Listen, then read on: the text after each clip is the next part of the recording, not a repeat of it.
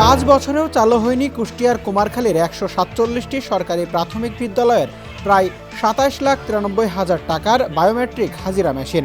স্লিপের টাকা স্থাপনের পর একদিনও ব্যবহার না হওয়ায় ধুলাবালি জমে নষ্ট হওয়ার পথে মেশিনগুলো। মেশিন কেনাকাটায়ও অনিয়মের অভিযোগ রয়েছে। ডিজিটাল হাজিরাটা সবচেয়ে ভালো দিক বলে আমার মনে হয় সেটা যে শিক্ষকরা যাতে টাইম টু টাইম আসা এবং যাওয়া করতে পারে, আর এটা যাতে মনিটর করতে পারে অধিদপ্তরের প্রত্যেকটা পর্যায়ে।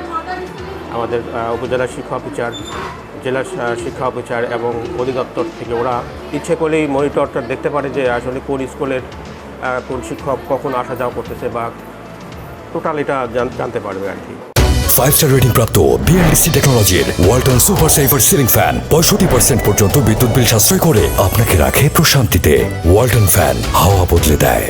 সরকার থেকে একটা নির্দেশনা ছিল যে আমরা ডিজিটাল হাজিরা আমাদের অন টাইম আসার জন্য যে ডিজিটাল হাজিরাটা করার কথা ছিল, তো তারপরে ওই নির্দেশনাটা অধিদপ্তর থেকে আর জোরদার করা হয়নি, এই জন্য সব স্কুলগুলি ওইভাবে আর করা হয়নি।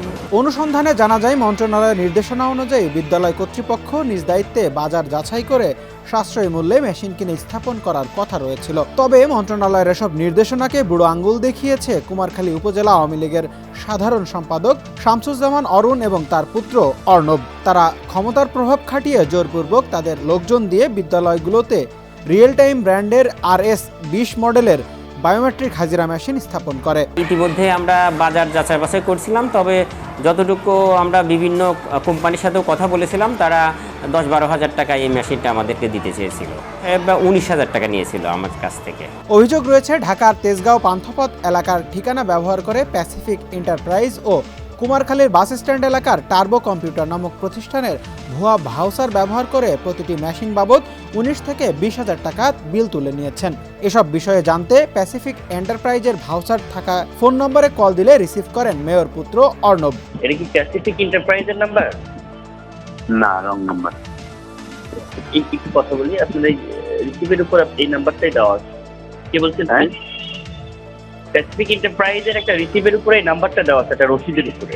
Pacific enterprise.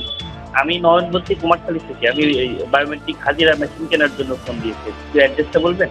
রং নাম্বার ভাই। টার্বো কম্পিউটারের নাম, ঠিকানা ও স্বাক্ষর জালিয়াতির বিষয়ে জানতে চাইলে প্রতিষ্ঠানের স্বত্বাধিকারী লিটন আব্বাস জালিয়াতির বিচার দাবি করেন। বায়োমেট্রিক্স বা অ্যাটেন্ডেন্স মেশিন টার্বো কম্পিউটারের 24 বছর বয়সে কোনোদিনই বিক্রি করেনি, এখন অবধি না।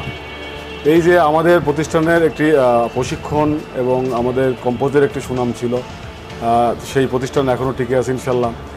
আর আমাদের প্রতিষ্ঠানের নামে ভুয়া ভাউচার করে ভুয়া বিল করে যে অন্যায় করা হয়েছে, তাতে আমাদের প্রতিষ্ঠানের সুনাম ক্ষুণ্ণ হয়েছে এবং ব্যক্তি হিসাবে আমারও সুনাম ক্ষুণ্ণ হয়েছে এবং এর আসলে দৃষ্টান্তমূলক শাস্তি দরকার।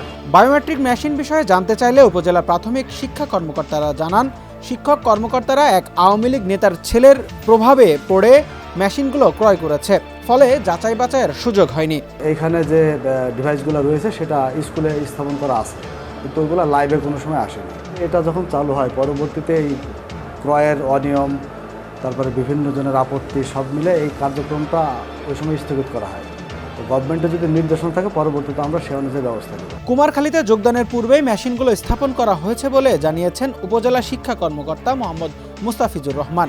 তিনি বলেন, মেশিনগুলো কোনোদিনও ব্যবহার হয়নি, বর্তমানে অচল অবস্থায় পড়ে আছে। মূলত যে সময় ডিজিটাল হাজিরা মেশিনগুলো লাগানো হয় সেই সময় আমরা নির্দেশনা ছিল যে সেটা অনলাইন সার্ভারে সংযুক্ত হবে এবং আমরা অনলাইন থেকেই সেগুলো মনিটরিং করতে পারবো, কিন্তু সেটা কখনোই অনলাইন সার্ভারে সংযুক্ত হয়নি।